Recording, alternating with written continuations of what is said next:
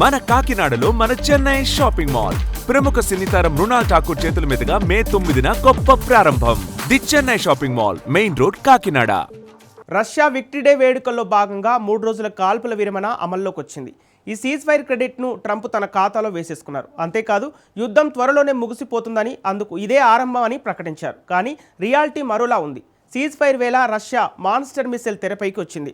శత్రువులు సైతాన్గా పిలిచే doomsday missile పరీక్షకు మాస్కో సిద్ధమవుతుందని నివేదికలు చెబుతున్నాయి. శాంతి చర్చల వేళ ప్రపంచంలోనే అత్యంత భయంకరమైన న్యూక్లియర్ మిస్సైల్పై పుతిన్ ఫోకస్ పెట్టడం ఉక్రెయిన్తో పాటు పాశ్చాత్య దేశాలను నిలువునా వణికిస్తోంది. ఇంతకు యుద్ధం ముగియటానికి 3 రోజుల కాల్పుల విరమణే ఆరంభమని ట్రంప్ ప్రకటించిన వేళ మోస్ట్ డేంజరస్ మిస్సైల్స్ను పుతిన్ ఎందుకు తెరపైకి తెస్తున్నారు? 3 డేస్ సీజ్ ఫైర్ తర్వాత యుద్ధం నిజంగా విధ్వంసక మలుపు తిరగబోతుందా? Watch this story.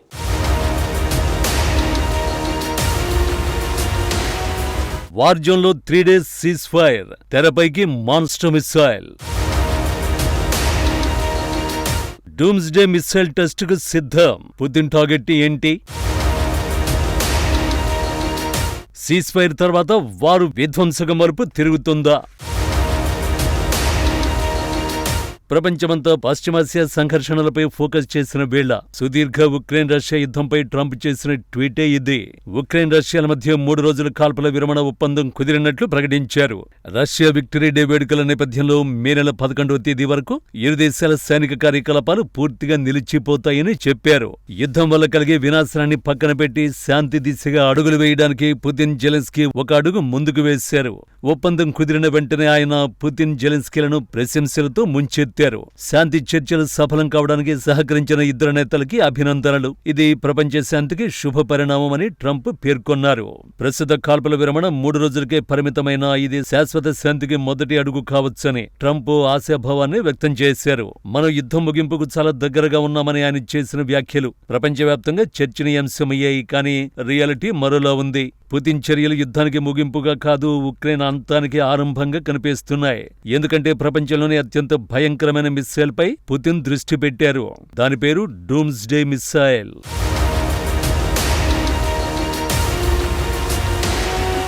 Doomsday missile, దీని అసలు పేరు RS-28 సర్మాట్.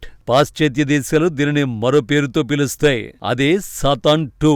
ఎందుకంటే ఈ మిస్సైల్ను రష్యా శత్రు దేశాలు సైతాన్గా భావిస్తాయి. ఇది ప్రపంచంలోనే అత్యంత శక్తివంతమైన ఇంటర్ కాంటినెంటల్ బాలిస్టిక్ మిస్సైల్. ఒకేసారి 10 నుండి 15 అణుబాంబుల్ని మోసుకెళ్లగలదు. ఇందులోని ఒక్కో వార్ హెడ్ ను ఒక్కో లక్ష్యానికి గురిపెట్టొచ్చు. సుమారు 18,000 కిలోమీటర్ల దూరంలోని లక్ష్యాలను ఛేదించగలదు. అంటే రష్యాలో కూర్చొని అమెరికా, యూరోప్లోని ఏ మూలనైనా క్షణాల్లో బూడిద చేయగలదు. అంతేకాదు, శత్రువుల యాంటీ మిస్సైల్ డిఫెన్స్ సిస్టమ్స్ కు చిక్కకుండా తన మార్గాన్ని మార్చుకుంటూ ప్రయాణించగలదు. ఒకే ఒక సర్మాట్ మిస్సైల్ ఫ్రాన్స్, టెక్సస్ వంటి పెద్ద రాష్ట్రాన్ని భూస్థాపితం చేయగలదని అంచనా. ఈ మిస్సైల్ బరువు 200 టన్నుల పైమాటే. క్షిపణి పొడవు 35.3 మీటర్లు కాగా వ్యాసం 3 మీటర్లు. ప్రపంచంలో మరేది ఈ క్షిపణికి సాటి రాదని, సమీప భవిష్యత్తులో అలాంటిది పుట్టుకురాబోదని పుతిన్ నమ్మకంగా చెబుతున్నారు. అలాంటి మోస్ట్ డేంజరస్ మిస్సైల్ పరీక్షకు మాస్కో సిద్ధమవడం తీవ్ర చర్చనీయాంశమవుతోంది. కానీ సీజ్ ఫైర్ వేళ ఈ మిస్సైల్ పరీక్షపై మాస్కో ఎందుకు ఫోకస్ చేసింది?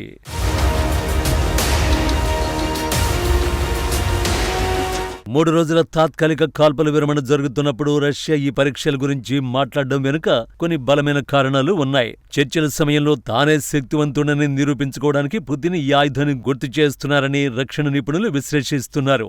మేం కాల్పుల విరమణకు ఒప్పుకున్నామంటే అది మా బలహీనత కాదు అని చెప్పడమే పుతిన్ ఉద్దేశం కావచ్చు.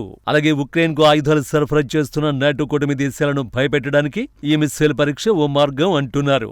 రష్యా ఇప్పటికే సర్మాట్ మిస్సైల్ను యుద్ధ విధుల్లోకి చేర్చినట్లు గతంలోనే ప్రకటించింది. అయితే తాజా సమాచారం ప్రకారం ఈ కాల్పుల విరమణ ముగిసిన వెంటనే లేదా చర్చలు విఫలమైతే తన సత్తా చాటడానికి ప్రదర్శనగా ఈ పరీక్ష నిర్వహించే అవకాశం ఉందని ఇంటెలిజెన్స్ వర్గాలు భావిస్తున్నాయి. ఈ పరీక్ష ద్వారా పుతిన్ ప్రపంచానికి 3 ప్రధాన సందేశాలు ఇస్తున్నారు. వాటిలో మొదటిది నో రెడ్ లైన్స్. రష్యా ఉనికికి ప్రమాదం ఏర్పడితే తమ అణుయుద్ధాన్ని కూడా వెనుకాడబోమని స్పష్టం చేస్తున్నారు. రెండోది, ఉక్రెయిన్లో శాంతి ఒప్పందం జరగాలంటే అది రష్యాకు అనుకూలంగా ఉండాలి, లేదంటే ప్రళయం తప్పదనే సంకేతం ఇస్తున్నారు. చివరగా అంతరిక్షం ద్వారా కూడా దాడి చేయగల ఈ మిసైల్ను చూపించి అమెరికా రక్షణ కవచాలు దీని ముందు పనిచేయవని హెచ్చరిస్తున్నారు.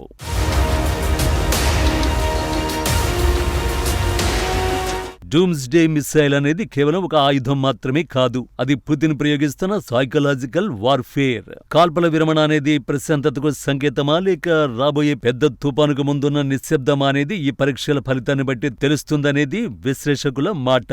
అయితే ఈ మిసైల్ ను అమెరికా సీరియస్ గా తీసుకోవడం లేదు. 2017లో తొలిసారి ప్రయోగం నిర్వహించినప్పుడు ఈ క్షిపణి నాటో రక్షణ శక్తిని పనికి రాకుండా చేస్తుందని పుతిన్ ప్రకటించారు. కానీ ఈ మిసైల్ కంత సీన్ లేదని అమెరికా ప్రకటించింది. పైగా దీని గురించి తమకు తెలియంది కూడా ఏమీ లేదని వాదిస్తోంది.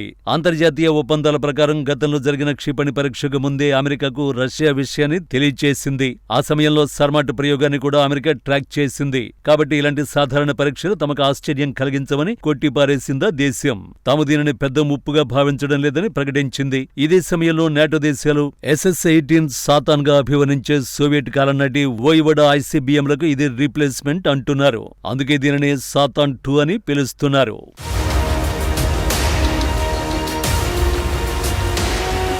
అమెరికా, పశ్చిమ దేశాలు సాతాన్ 2 క్షిపణిని తక్కువ చేసి మాట్లాడుతున్నా లోపల ఈ మిసైల్పై ఆ దేశాల్లో భయాలు ఉన్నాయి. ఎందుకంటే రష్యా క్షిపణులు ఏ రేంజ్లో విధ్వంసం సృష్టించగలవో యూరోపియన్ దేశాలకు చాలా బాగా తెలుసు. ముఖ్యంగా సర్మాట్ వంటి ఇంటర్ కాంటినెంటల్ బ్యాలిస్టిక్ మిసైల్ తమపై ప్రయోగిస్తే ఏం జరుగుతుందో కూడా తెలుసు. అందుకే ఈ కాల్పుల విరమణ తర్వాత పుతిన్ ఏం చేయబోతున్నారనే ఉత్కంఠ నాటో కూటమి దేశాల్లో స్పష్టంగా కనిపిస్తోంది.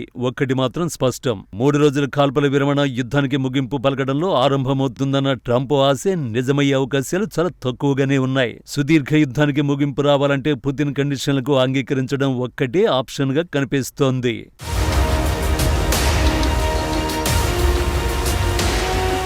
మన కాకినాడలో మన చెన్నై షాపింగ్ మాల్ ప్రముఖ సినీతారం మృణాల్ ఠాకూర్ చేతుల మీదుగా మే 9న గొప్ప ప్రారంభం. The Chennai shopping mall, main road, Kakinada.